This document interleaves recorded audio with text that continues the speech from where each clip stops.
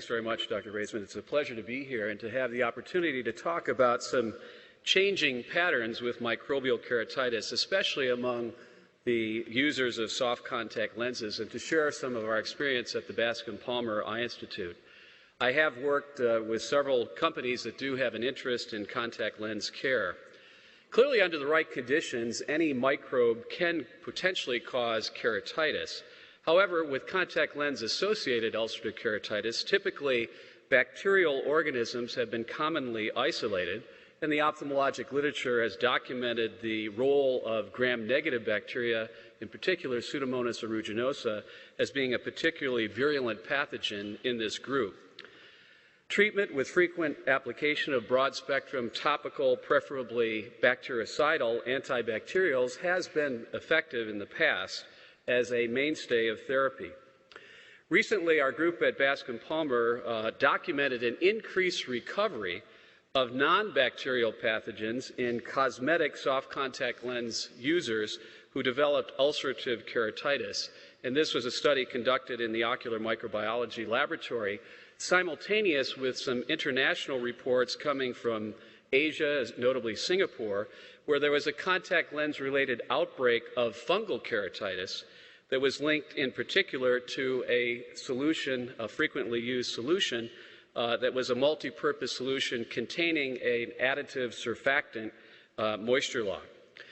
Shortly thereafter, we began to see more cases in the United States, especially in South Florida, and more reports about severe disease with non-bacterial pathogens associated.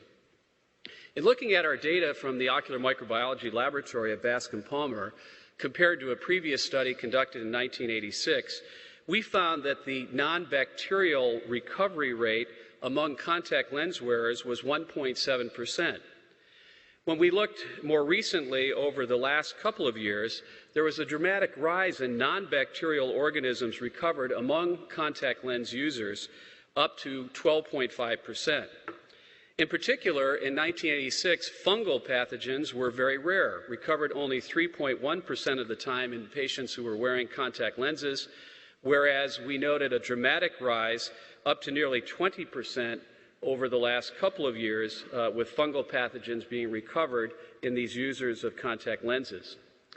It used to be virtually unheard of to see acanthamoeba. In our earlier reports in 1980 and 1986, there were no cases of acanthamoeba recovered in contact lens wearers. We began to see some cases in 2000, but notice also a dramatic rise in the recovery of acanthamoeba among contact lens wearers to 25.3. We have now contributed several reports to the literature documenting the changing trends in ulcerative keratitis among contact lens users, and this has come from not only South Florida, but several other states and countries around the world. At the recent Ocular Microbiology and Immunology Group meeting, there were several reports of Fusarium keratitis, and indeed one center in South Florida documented emerging trends with a dramatic rise to nearly 50% of cases being due to fungal keratitis in contact lens users in the years 2005 and 2006. Several reports also documented the continuing rise of acanthamoeba keratitis, one from the Wills Eye Hospital in Philadelphia and another from the New York Eye and Ear Infirmary in New York.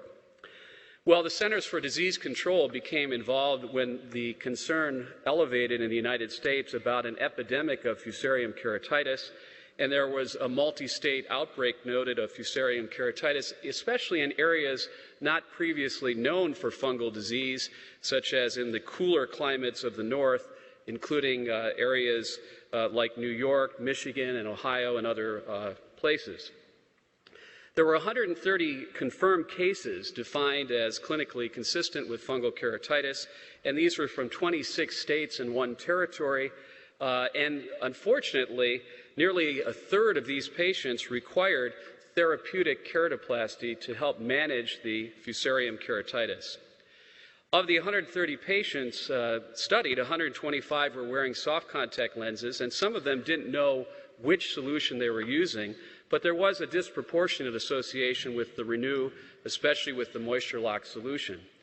Based upon this, Bausch & Lomb responsibly recognized this trend and voluntarily withdrew the product from the market, which the FDA sanctioned. And news of this recall unfortunately trickled to other areas such as the financial and medical legal world with these cases of fungal keratitis. Here was a case that we saw also of a gentleman wearing soft contact lenses who developed pain and decreased vision in the left eye.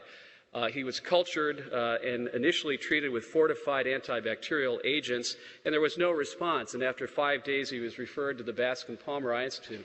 We can see the area of ulcerative keratitis, but notice this ring-like infiltration beginning to appear. And confocal microscopy showed some areas of reflectivity consistent with cystic organisms, and we also saw the radial keratoneuritis with the lightning flash sign that suggested acanthamoeba. Indeed, cultures on E. coli supplemented non-nutrient agar grew acanthamoeba polyphagia. And this gentleman was using this multi-purpose solution, the Complete, that contained taurine and amino acid and a viscous lubricant substance, carboxymethylcellulose. This product was ultimately withdrawn voluntarily from AMO because of also this disproportionate association, and the ASCRS and other organizations began to recognize the association of acanthamoeba keratitis and the increased rise. Well, what's happening? What's been the change? Well, there have been several possible explanations proposed. Poorer than expected disinfection by the solutions in the contact lens system, the presence of the contact lens in the case. Formulation components, particularly the viscous cellulose derivatives that provide a nutritive source for the contaminating organisms and support the development of a biofilm. Are the organisms becoming resistant to the biocides, particularly if biocidal activity is lowered by uptake of the contact lens? Possibly chemical trauma leading to microepithelial abrasions and punctate erosions due to uptake and release of biocide by the contact lens, leading to corneal staining, or some blocking of the normal inflammatory response due to the presence of the stiffer class 4 hydrogel soft contact lenses on the eye. A number of multi-purpose solutions have been useful to us, and they all contain biguanide preservatives, some that have lower molecular weights and can be taken up by the lens better and then released onto the surface of the eye to result in corneal staining, especially early in the morning. And a number of reports have documented this microepithelial trauma due to the chemical cytotoxicity. Well, perhaps we don't need to change things too often. The Bausch & Lomb Renew product had been very successful. There was a change of the biocide to the Alexidine, the lower molecular weight product, which is very effective but is taken up by the materials more readily, and then the addition of the viscous lubricant, the surfactant.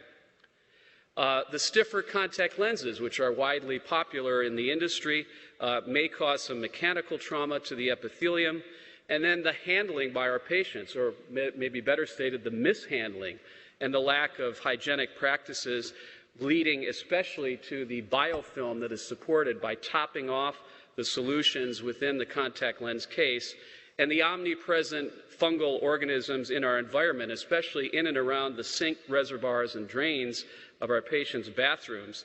And you put this together, and I think in some ways this is the perfect storm for the development of severe keratitis with ulcerative keratolysis, in this case of Fusarium solani. So I think we have to change our approach with this insurgence of non-bacterial keratitis with soft contact lenses and realize that we may be facing a gathering storm if we don't prepare. So clinicians need to now have a heightened awareness for possible fungal and amoebic causes, not to mention the bacteria in contact lenses-associated keratitis. Proper diagnostic procedures are required to guide appropriate therapy, including culture and confocal microscopy. And recent data suggests that empiric treatment with an antibacterial agent alone will not adequately treat an increasing number of non-bacterial ulcerations in association with contact lens wear in this and other countries. Mahalo.